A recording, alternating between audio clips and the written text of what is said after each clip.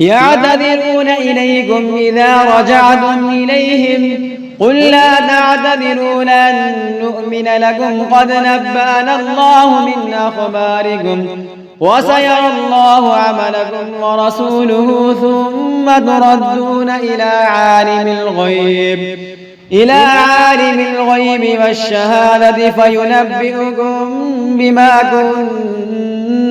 كنتم تعملون.